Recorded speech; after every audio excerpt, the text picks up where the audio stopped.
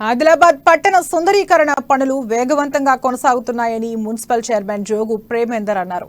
పట్టణంలోని కిసాన్ చౌక్ వద్ద అభివృద్ధి పనులకు అఖిలపక్ష రైతు సంఘాల నాయకులతో కలిసి ఆయన భూమి పూజ చేశారు. 15 లక్షల నిధుల వ్యయంతో అభివృద్ధి పనులు చేపడుతున్నట్లు తెలిపారు. పట్టణంలోని అన్ని చౌక్ల అభివృద్ధి పనులు జనవరి నెలలోపు పూర్తయ్యేలా చర్యలు తీసుకుంటున్నామని చెప్పారు. జై జవాన్ జై కిసాన్ జై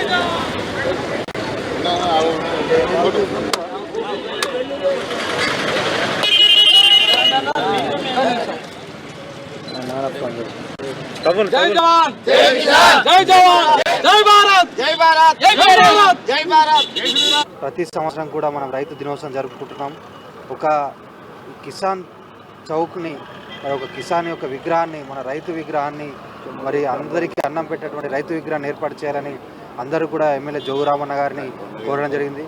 జోగు రామన్న గారు మరి మా కౌన్సిల్కి పంపించడం జరిగింది.